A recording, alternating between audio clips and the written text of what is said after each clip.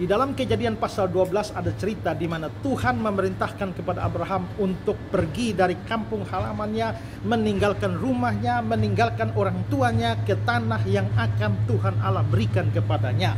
Dan di dalam perintah itu juga terkandung janji, yaitu janji berkata, aku akan memberkati engkau, membuat keturunanmu banyak seperti bintang di langit, pasir di laut, dan engkau akan menjadi berkat.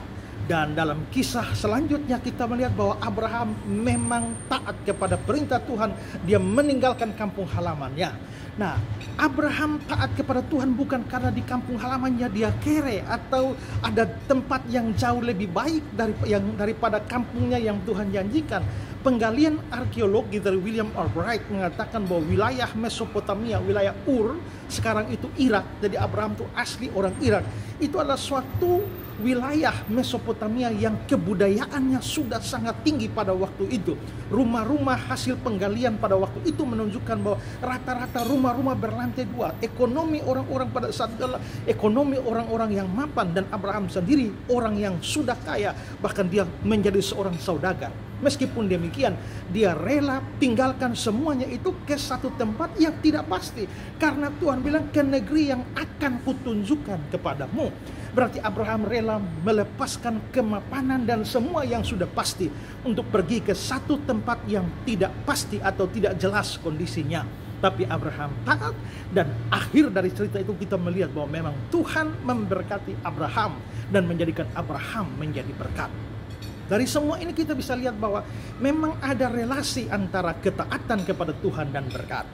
Tuhan tahu memberkati orang-orang yang taat kepada Dia. Sebaliknya, orang-orang yang tidak taat itu bisa tidak diberkati oleh Tuhan. Kita melihat Yunus yang diperintahkan ke Niniwe malah lari ke Tarsis, dan akibatnya bukan berkat yang dia dapat, tapi badai yang dia dapat.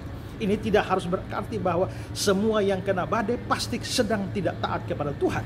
Dan ini tidak berarti juga bahwa orang yang taat pada Tuhan selalu mendapatkan berkat berupa berkat-berkat jasmani. Tidak. Tapi di sini kita hanya melihat prinsip adalah bahwa Tuhan tahu memberkati orang-orang yang taat kepada Dia. Entah berkat jasmani, berkat rohani, berkat itu begitu luas Tuhan bisa memberikan kepada orang-orang yang taat akan Dia.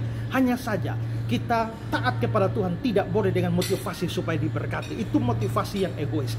Taat kepada Tuhan karena kita mengasihi Dia. Taat kepada Tuhan karena Dia lebih dahulu melakukan banyak perkara kepada kita. Ketaatan karena kasih yang tulus ini biasanya diganjar Tuhan juga dengan berkat. Berkat pasti kita dapat, tapi berkat bukan sesuatu yang perlu kita kejar. Kejarlah kasih kepada Tuhan melalui ketaatan saudara. Tuhan memberkati saudara.